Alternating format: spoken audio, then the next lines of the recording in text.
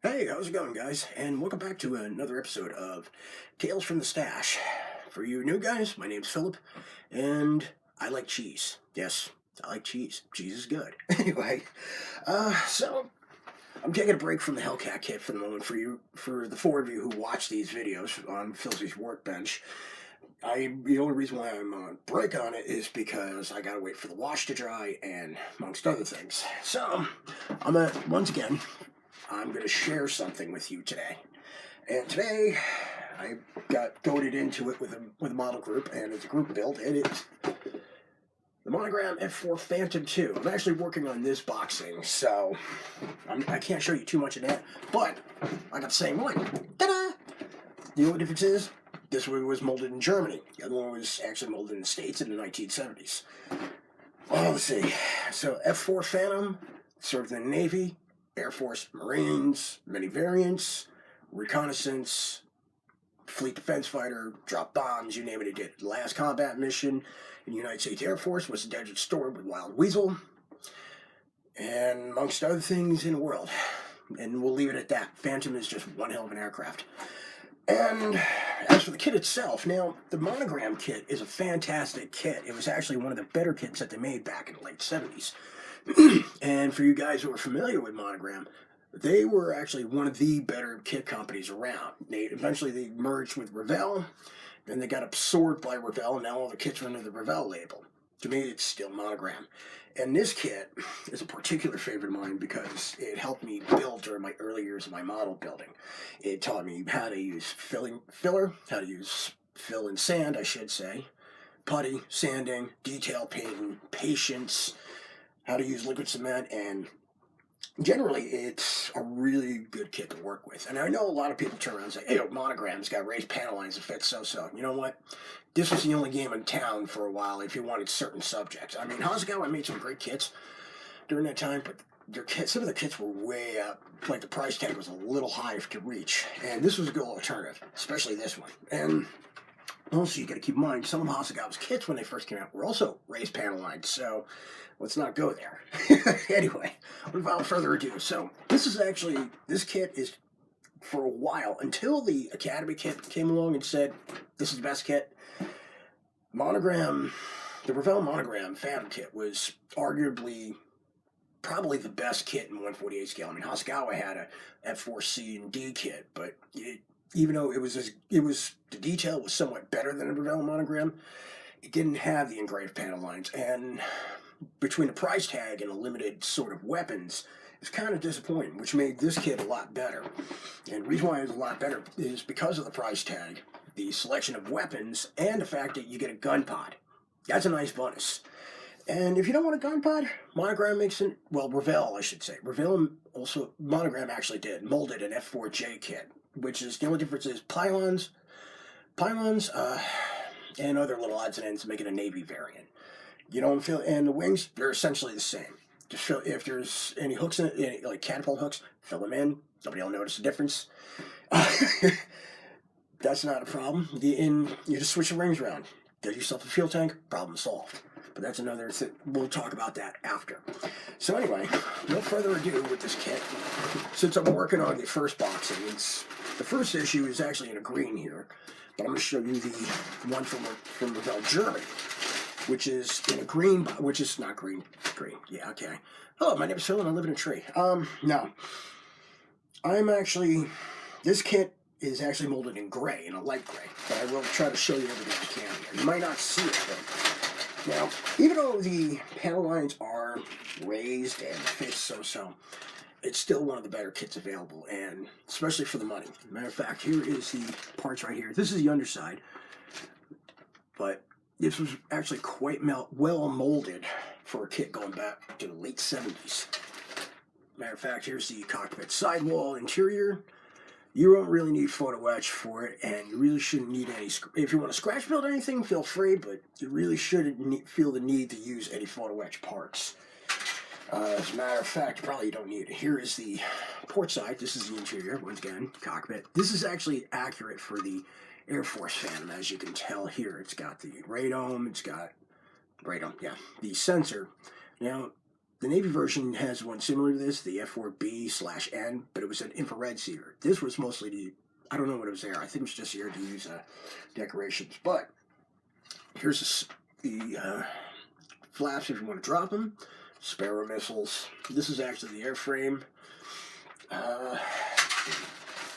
Apologize if I feel like I'm rushing through this. I don't mean to. But those were the fuselage pieces, the underside wings. Here's the top side of the wings. Here's your wing tanks. These are your outer pylon, the outer wing tanks with the pylons. Unfortunately, the outer pylons are molded to the fuel tanks, but you rarely see Phantoms without them fuel tanks, so it's really not much of a problem. If it is, you can always cut them off or find spare parts from the Huskow kit. Here's the intake splitters right here. These aren't perfect, but I'll explain a little later. Here's the launch rails for the Sidewinder. Now, if you build the earlier Vietnam era F4 Phantom, like a C, or I don't think a C, but a D, the D actually carried AIM-4 Falcons, which sucked. They were mostly used for blowing up bombers. They're not like the Sidewinders, where Sidewinders actually were heat seekers. They didn't work very well in Nam, so they made makeshift launch rails for the F4C and D, which worked pretty good. There you go. I like these better because they're actually better molded than the Hasegawa kit, as you can see. They're more solid. We also got the cockpit. Some other parts here.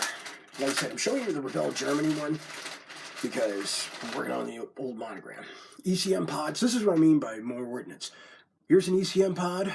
Pilot, walking pilot included, landing gear. Here's the wheels. The intakes are kind of interesting. I'll explain them a little bit. Cockpit tub. I don't know if you guys can see that, but this is actually one of the better detailed cockpits. More landing gear, more parts. I think this you can hang in the Sparrow Bay, put an ECM pod, I think. There's also a camera bay area, combat camera, and of course here's the last part. Now the center line on this kit, as I mentioned before, it carries the gun pod, which is right here. This is the actual gun pod, another ECM pod. Now this is an interesting. This is a Loran Talrak, as they would call it. It's an antenna. Some F4 Phantoms got it. Also Recon Phantoms got it. Pylons. There's the actual tail fins. This is what makes the F4C and D distinct. And of course, there's the center line pylon, which holds the gun. Rest of the landing gear, the cockpit, and of course the exhaust nozzles, which I'll discuss. The kit itself, it's not that easy to put together, but it does. It takes time, takes patience, but if you work at it, it looks really, really good. The cockpit itself, all you really need to do is just paint it. Really take the time and the effort to paint it, weather it, detail it. It'll come out pretty good. You don't need photo etch.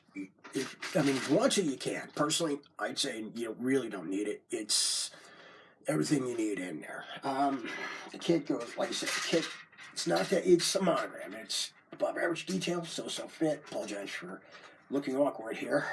I'm just putting everything back. There are also a little trouble. The intakes are a little tricky. It's unique because, I'll show you a little ring here. It's a unique setup because you got half the intakes and then you got the bottom half of the intakes, which are right here. Take your time when you're gluing these. I'll tell you why, because it's a little tricky, but once you get it, you got it, you're good to go. Otherwise, it's the landing gear. Once again, you can leave it as is, don't need photo etch. Same thing with the landing wheels, same thing with the cockpit. Weapons, you can replace them if you want to. Personally, I wouldn't, although they're kind of lacking in detail, but you can always find aftermarket decals for the missiles. I think two bobs or afterburner decals, or Fightertown make them, although I could be wrong. But they did release a sheet of decals for Sidewinder missiles for a little while, but they might only be for like post-Cold War era, so you might be beat. However, somebody might have it. Now, the wings themselves, I'm going to point this out, because since this is an Air Force Phantom, this is the F4C wings. These are the upper wings, actually. There are no slats, they're flaps. Unfortunately, the flaps are represented with raised panel lines. Now, with this kit, like I said, I cut my teeth building these things. I built about half a dozen of these. Half a dozen in the Air Force version, and then I built another half dozen in the Navy version. I actually successfully converted one into an S with some spare parts from a Tester's Phantom kit, which didn't require much. And it just took a lot of glue, a lot of patience, and a lot of research. And some sandpaper to fix any corrections. Any other spare parts I had to raid from somewhere else. Fortunately, I had friends who had spare parts from Hosokawa kits, so I was able to make it accurate. But as I was saying about the kit, you just take your time putting it together. It's a Monogram kit. You just learn, try to keep your filling and sanding to a minimum, try to keep the detail. If you're not comfortable, you can always rescribe it. I would follow the scribing on the kit because even though it's raised, most of Monogram kits during that time, the panel lines were about 90 to 95% accurate, give or take, and really not that much of an issue. However, if you're good at like pre-shading, which is shading of panel lines black before painting the color scheme, give it a try on raised panel lines on a Monogram or whatever kit has raised panel lines. There'll be a big help on this one. It actually might help it nicely. Now, the reason why I like this kit better than the Hosokawa kit, besides price and a nostalgic feeling, it's easier to acquire. And like I said, I grew up building these, and I know the ins and outs of these kits. I don't even need the instructions. That's how simple they are. And for Monogram, this is one of their kits that were incredibly accurate. I mean, the shapes were spot on, and like I said, raised panel lines, they're accurate. The shapes are spot on. The detail is very good. I mean, it's not perfect though. Like I showed you the intake splitter plates. Those should actually have a perforated area. They stand a little too proud, but there was a fourth boxing that Monogram did during the late 80s, early 90s that remedied that problem with some photo etch parts that covered that area, as well as a couple of other spots. Like it lacked in the afterburner cans, which were also a little rough, but they had some detail for that, some in the cockpit, some other spots. If you want, you can always use photo etch parts for slime lights, which are the formation lights on the fuselage. Usually be somewhere around here, and on the tail, and on the wingtips, and in front. But that's no big deal. Another good part about this that it has on the Hosokawa, it has the dropped flaps on the rear end of the wings, which is pretty cool. Hosokawa doesn't have that. And of course, both Hosokawa have this. The Hosokawas are more involved. This is just, you just droop them a little bit. Nobody's going to notice. I mean, are you really going to look at the underside? Seriously? No. Let's see here. Like I said, here's the burner cans right here. Like I said, they just need a little attention. If you got any spare parts, take advantage of them. Like any extra parts that you want to put in, take advantage of them, because we already know the afterburner cans should be way longer than this, but it's a kit. It's a model kit. You're not trying to make a masterpiece. You just want to build something to put on the shelf.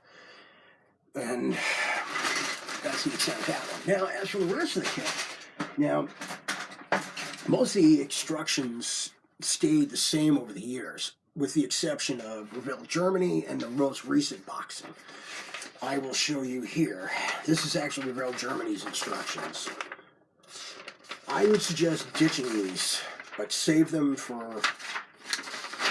I would suggest ditching these, but at the same time, I would suggest also saving... The only things you should save are the painting and marking guides, because in Revell Germany release, the decals are quite extensive, which is right over here. The Revell Germany decals are big improvement over the years. They're better printed. And they do better on, they're actually easier to work with, but they're still not that great. I remember working with Revell Germany decals, and they were just awful. And I'm not talking awful. I am talking downright awful. They should just, they were bad. And I'm just glad Revell Germany fixed that over the years. Now, back to the instructions. The Monogram instructions really haven't changed over the years. Even if you built the Navy Phantom, it's a very similar matter, save for a few differences between the Air Force and the Navy version. Matter of fact, here's what it is. Basically, this is the instructions here. It's an exploded view.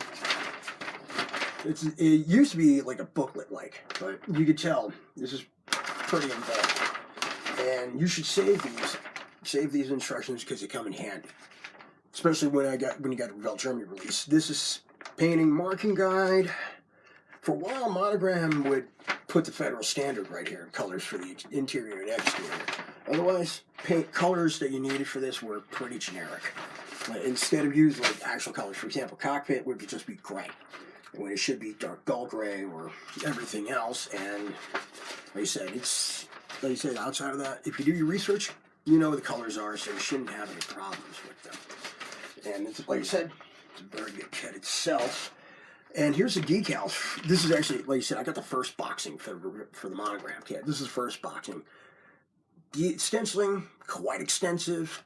Subsequent releases weren't as extensive. Like, there was actually, like I said, this is the first boxing here that I got. There was actually 5 boxings, 5 releases. It was issued 5 times over the years. I mentioned about the high-tech kit, which provided photo etch parts. There was another one in between that was known as Air Defense version. The reason why they called it that, because it was painted in overall 80C gray. I used to get that boxing a lot.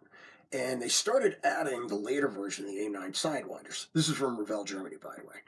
They started adding these to the Monogram kit at the 3rd boxing, because before the F4 Phantom retired, they were wired to actually use the A9L Sidewinder, the last variant, before they were retired back in 1990, I think, overall. And the Phantom was used for, not just for moving mud, or they was also used for air defense. And that's what its original job was in the U.S. Navy. And the Air Force version, not much different. It was used as that air defense. And like I said, they released it 5 times over the year, not including Revell Germany, which makes it for 6. They actually have a 1/72nd scale version of this too, which is essentially the same, save for a few parts that you don't have to add. But overall, the kit remained the same. You could build it as a C or a D. I do recommend a few things. Like I said, we'll get into this. I do recommend a few things. If you're going to build it as a later D, you may have to do a modification to the IR sensor section. There's actually this thing called Herpes Mod. Hasegawa kit has it, but the Revell Monogram doesn't. But it's a pretty easy conversion. All you have to do is just some scratch building. But it does provide the bump for the D. I do recommend a gun sight, since the Phantoms did carry gun pods during the Vietnam War, and they also did on occasion when they were serving with the Air National Guard. Post-Vietnam, I do recommend adding chaff flare dispensers. Those are easy to acquire. If you got an old Hasegawa kit, you can always get that. Testers also has them too, so you can add those to the pylons. I'll show you the pylons here. These are the Air Force pylons, as you see here. You just add them back here. It's like a triangle chevron pentagon sort of thing in the back. One side had the chaff, the other side had the flares. It's only on these. And the only other thing, make sure they don't interfere with the missile rails. That you make sure. Now, when this was initially released, it came with the AIM-9B Sidewinder. You could use any other variant. You could use, well, any variant that was used in the U.S. Air Force. AIM-9E, AIM-9J, AIM-9L. The J you could use sometime in the early 80s. The L variant, not until towards the end of its life. And it was also painted in a variety of camouflage schemes. So, for this kit, it's mostly correct for the entire life of the F4C and most of the F4D's life. As a matter of fact, the 4th release of the F4C/D kit actually had one from the Arkansas Air National Guard and was the oldest F4C currently in service at that time. And the markings were pretty simple. Now, the latest release, it's still the same. It's the same as the Revell Germany, with the exception of the decals and the instructions. The instructions are actually more of a booklet now. But overall, it's still the same. Still got the gun pods, still got the ECM pods. It's got a different set of markings for Luke Air Force Base in Arizona, I think. If I'm correct, I'm probably not. And the markings are actually pretty interesting. But you got to be careful with the decals, because Monogram decals were not that great. Sometimes they were good. I mean, they were well printed, most of the time. But sometimes they didn't stick well at all. They were just awful. So I do recommend getting aftermarket decals, and there's still plenty of them available. You have Vietnam, you have Air National Guard, you have post-Vietnam, early Vietnam. I'm going to be building mine with some spare decals from a Hasegawa kit for McGuire Air Force Base. I never got to see them fly over when I was a little kid, but I did get to see the E variant fly over a Great Adventure in Jackson, New Jersey. I will explain that in future videos. So this is what I got for now. I will give you a few pointers with this kit. Once again, just have patience, just have timing. I almost forgot one more thing, the clear parts. You know, the parts, I did forget, they're all the same. These are the clear parts here. They're easy to paint. Just take your time when you're gluing them, because there's several pieces up. They come in several pieces, so take your time when you're gluing these onto the aircraft itself. I'll explain that once I start building this up after I'm done with the Hellcat. So this is what I got for now. And usually my videos are short, they're about 15, but we're going to go long. And if everything plays well, I'm going to get into long detailed onto this kit. So take it easy, happy modeling, and I will see you again soon.